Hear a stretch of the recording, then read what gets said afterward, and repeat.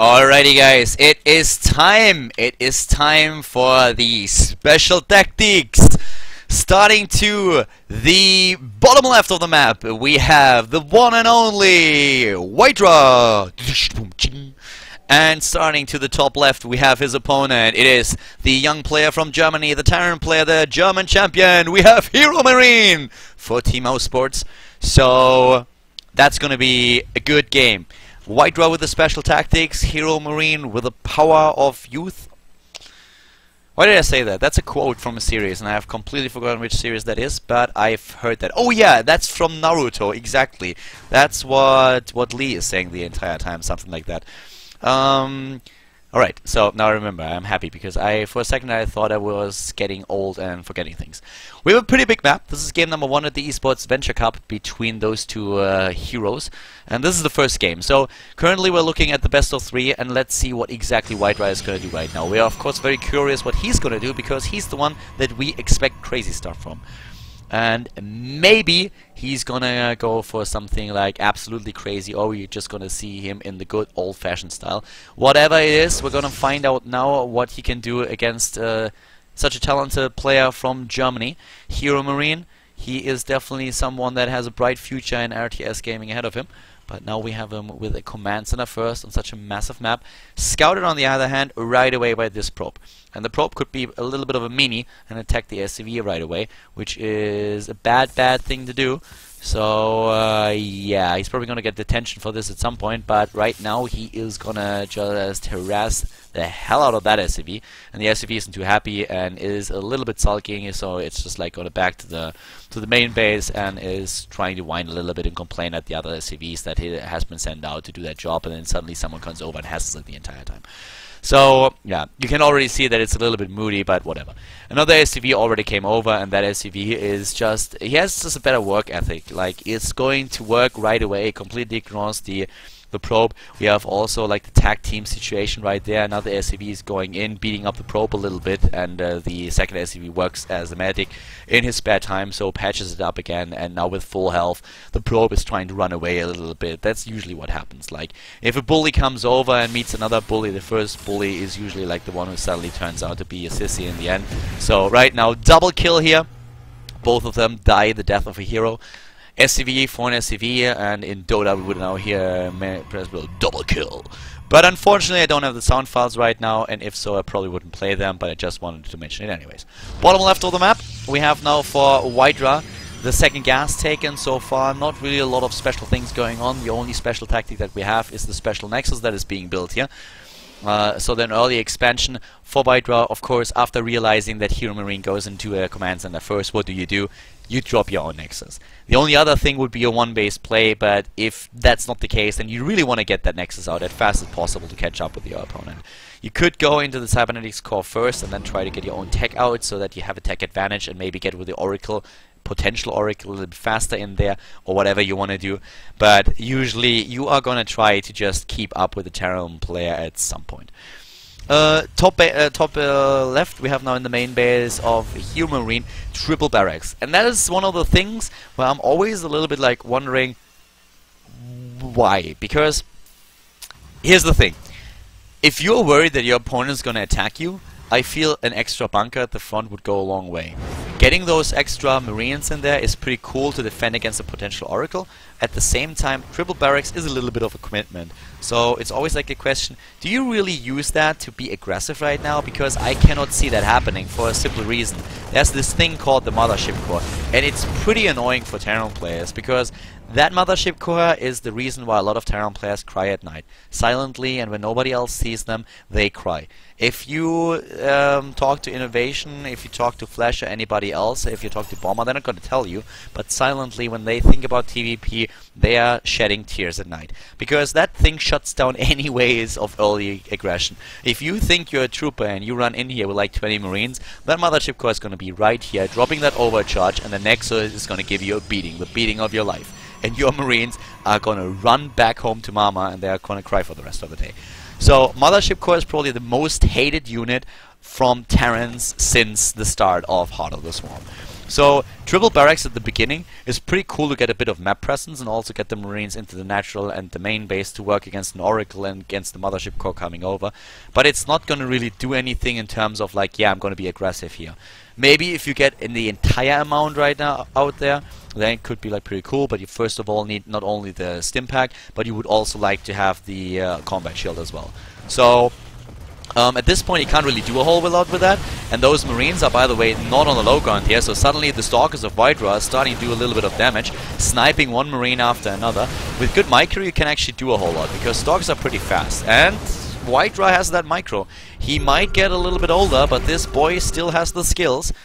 Starting to the bottom left now, we have him still with a pretty decent saturation. In terms of tech, not too much going on the other hand.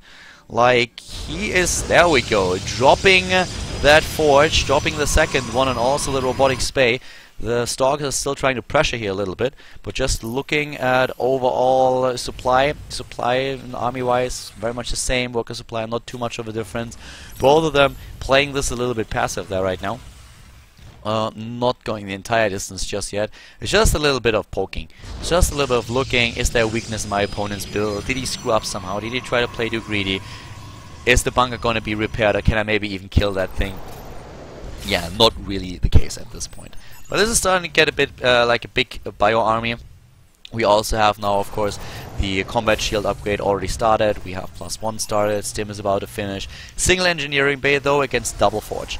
And as a Terran player, you are always looking at a bit of a disadvantage in terms of upgrades, because the Protoss player can rely on those chrono boosts from the next side. That means he gets his upgrades out super fast.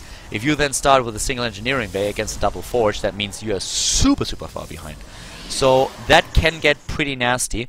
And HeroMarine decides that it's time to move out and apply some pressure. But at the same time, that Oracle observer here already scouted that. So he kind of knows what's going on. Special tactics, right there. Here they are. Big map, big risk. So he's going for a proxy nexus. Well, not really proxy. He's going for a ninja nexus. Starting that at the bottom right of the map, as far away from his opponent as humanly possible. And if Marine doesn't scout that, he's going to be in a lot of trouble later on. So, well, nope, not going in. He's not going in immediately. There is one Colossus already. And yeah, let's see if he actually scouts with one Marine at the bottom right. He probably should do that at some point. We have another probe over there, and I wouldn't put it past Hydra to just drop another Nexus here. I mean, it's Hydra after all. The special tactics are always there. And, well, for now it's just Twilight Council in the main base to get access to the +2/+2, and then of course also charge and blink at some point.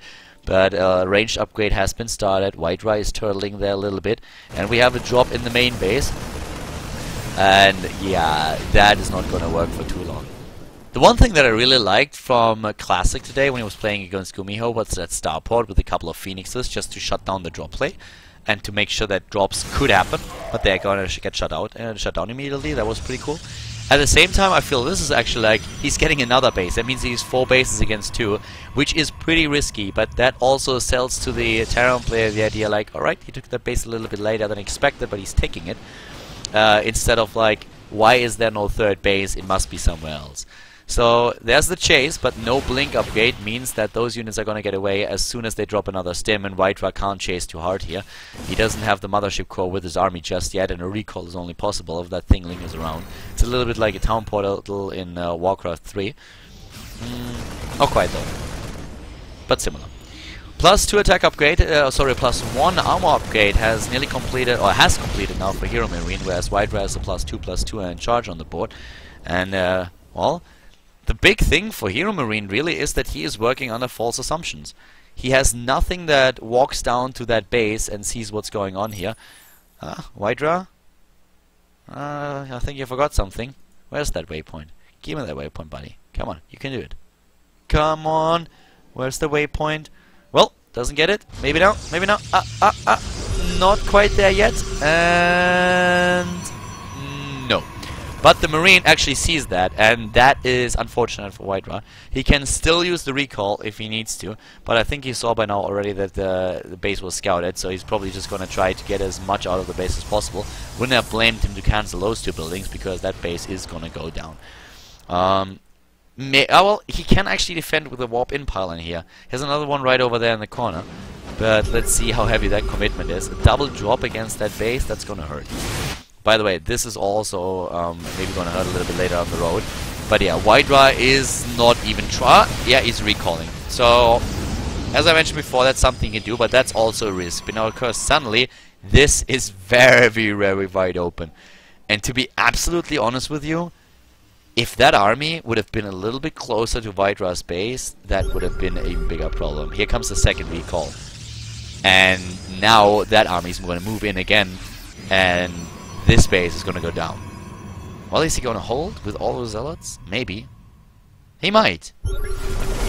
I actually might, but only if he uses all of them. If he uses half of the zealots and lets the rest of them just stay there in the back, it's not going to do too much.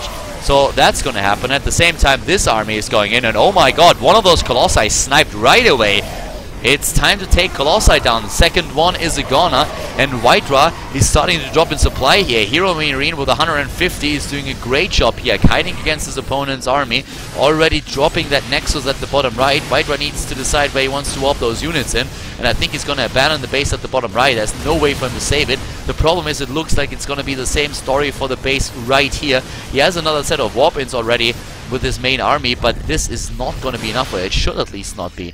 There is another set of zealots already down at the bottom, but this Nexus is damaged quite a bit. Another Nexus already killed, and here comes Hydra once again trying to push his opponent back. Resources lost at this point is heavily in favor of the Terran player, and reinforcements are streaming in. Even the Vikings going to be in assault mode to take this army down, and it looks like Hydra is going to lose game number 1. HeroMarine wins the first map in the best of 3 against his Protoss opponent.